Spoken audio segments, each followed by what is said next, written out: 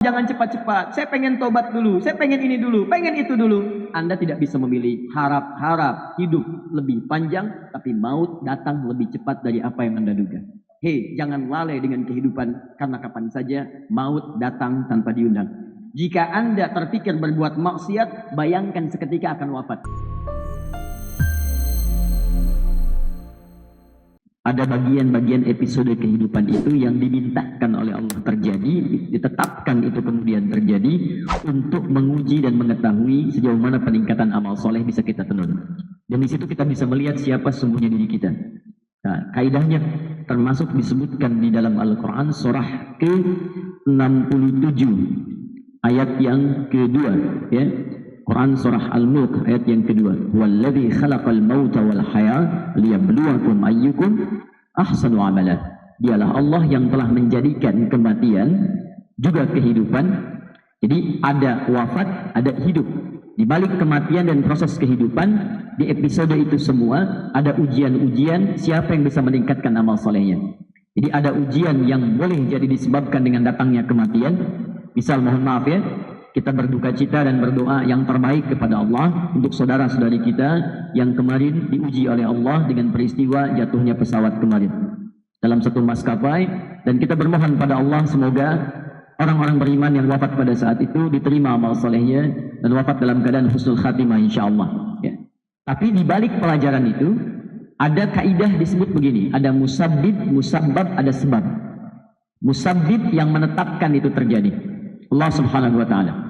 Musabbab yang terkena dengan ujian itu, saudara-saudari kita yang wafat. Sebab itu yang dipelajari. Jadi kalau musabbib jangan ditanya, ya siapa yang mewafatkan? Jelas Allah yang berkehendak.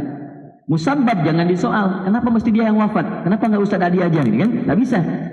Sebab sesuai datang ajalnya, demikian tiba ketentuannya. Quran surah ke-7 ayat 34. Ya, walikulli ummatin ajal fa idza jaa ajaluhum la yastakhiruna sa'atan wa la yastaqdimun. Setiap umat, jangankan satu jiwa, setiap umat itu punya ajalnya, batas hidup.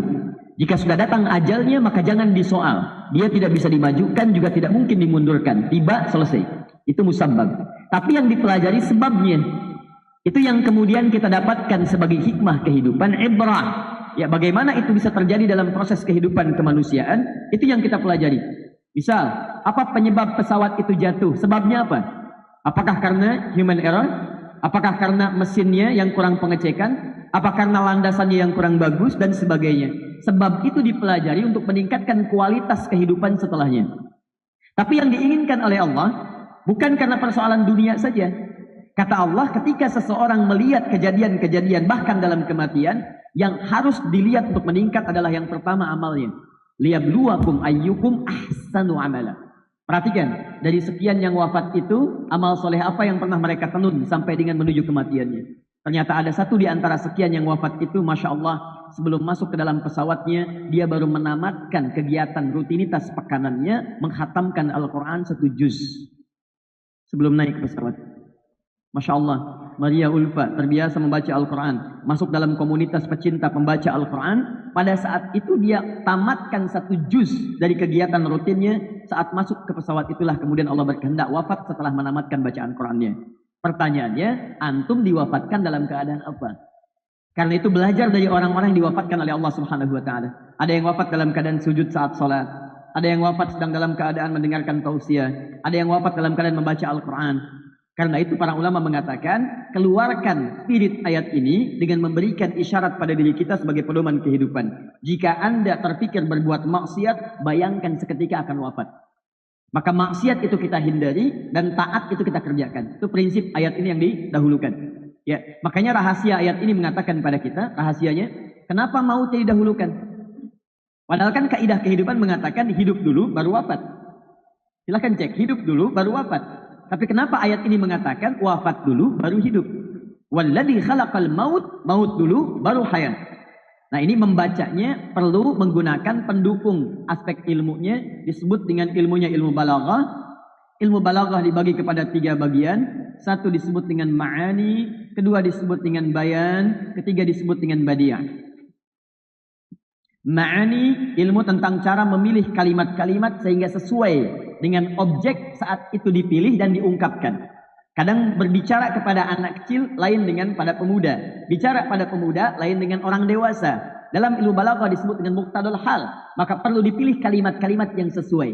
Bagaimana pilihan katanya? Itu dalam ilmu balaghah disebut dengan ma'ani. Setelah katanya terpilih oleh kita, maka disusun itu kata dengan ilmu bayan. Bagaimana diungkapkan supaya jelas. Jelas terdengar, paham ketika diungkapkan, paham ketika diterima, dan mudah untuk diamalkan. Itu bayan namanya. Kadang-kadang ada orang yang jelas disampaikan tapi nggak enak keterima. Nyusun sab, ingin diluruskan, sabnya kurang rapat, katakan, masih belum rapat aja, udah tua begini belum ngerti. Memang jelas tapi nggak enak. Ya, bagaimana cara membuat itu nyaman diterima? Sehingga ketika diajari tidak merasa diajarkan, ketika diperintahkan senang menerimanya, ketika dilarang seakan-akan diarahkan pada kebaikan. Maka muncul apa yang disebut dengan ilmu badi'ah. Masya Allah. Pak, tersebut dalam hadis bahwa orang-orang ahli surga itu sabnya dia mengejar yang paling depan, sabnya dirapatkan sehingga dekat surga dengan Rasulullah. Masya Allah, Bapak masuk dalam golongan itu insya Allah karena sudah berada di depan, tinggal merapatkan barisannya yang kurang. Tanpa diperintah, rapat. Tuh. Enak, itulah badiah. Badiah, ya, Masya Allah. Sama dengan antum mengatakan kepada istri misalnya, ya beda. Kalau anda hanya katakan kamu cantik, itu biasa. Tapi kalau anda katakan bulan pun kalah oleh cantikmu saat ini. Catat. Nah, ini badiah. Nah, itu badiah namanya.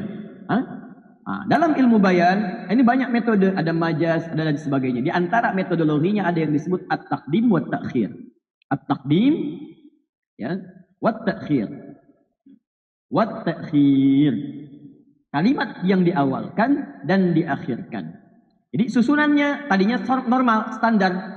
Hayat dan maut, hidup dulu baru wafat. Maut, hati-hati, maut. Kemudian hayat. Maut itu apa artinya? Wafat, ya. Kalau mati buat hewan.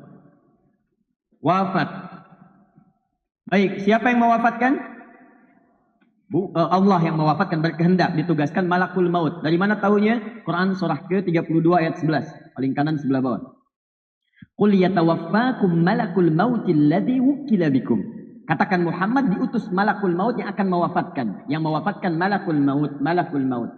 Ya. Kalimatnya wafat dari ayat ini. Apa yang diambil oleh malakul maut? Nafas. Sehingga seseorang kalau diambil kemudian nafasnya sudah tak mampu bernafas lagi. Dari mana dalilnya? Quran surah ketiga ayat 185. Kullu nafsin dha'iqatul maut. Diambil dia. Sebelum diambil masih ada nafasnya. Makanya dalam Al-Quran surah ke-39 ayat 30 disebut dengan mayyit. Mayyitun, ada tasdidnya. Mayyit, begini. Ada tasdid. Mayyit. Kalau mayyit belum wafat, calon wafat. Ya, calon meninggal.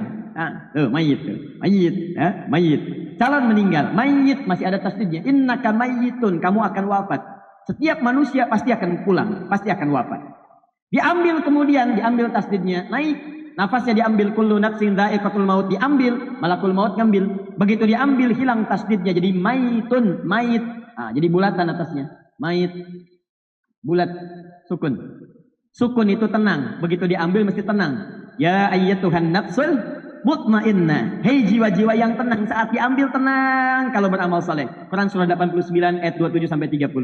Makanya dulu suka ada acara-acara anak-anak kecil tuh, kalau film-film kartun, dulu ada Son Goku, Son Gohan di Kamehameha, udah lawan Piccolo, begitu di Kamehameha, mati kan, tinggal bulatan di atasnya. Nah itu.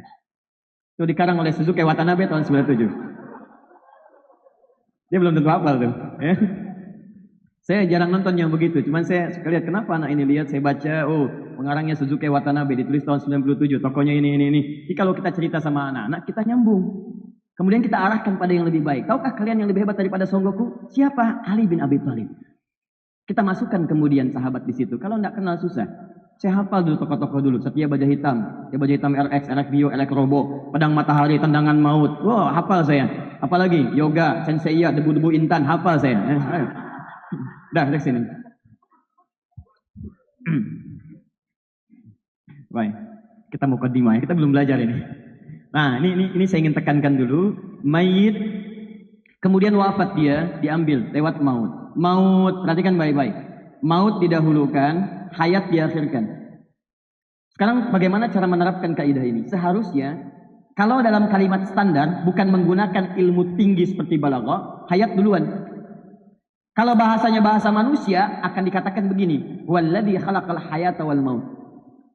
Tapi ketika ini Al-Quran firman Allah, maka dibuktikan oleh Allah, ini bukan bahasa manusia.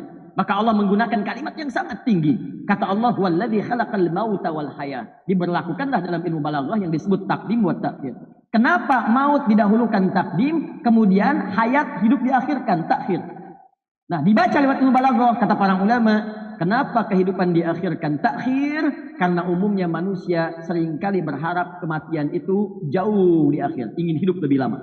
Untuk menunjukkan sifat manusia yang selalu ingin hidup lebih panjang. Takhir, takhir. Hampir tidak ada manusia yang ingin meninggal cepat-cepat. Mau meninggal hari ini? Walaupun tak bisa memilih, tak bisa. Ya, kita tidak bisa memilih dan memilah kapan wafat. Bisa beliau duluan, saya belakangan. Bisa. Bisa ditukar ya, saya belakangan beliau duluan. Mungkin. Ya. Tapi persoalannya, lihat sini. Sekalipun Anda berharap, jangan sekarang wafatnya. Ya Allah, jangan cepat-cepat. Saya pengen tobat dulu. Saya pengen ini dulu. Pengen itu dulu. Anda tidak bisa memilih. Harap-harap hidup lebih panjang, tapi maut datang lebih cepat dari apa yang Anda duga.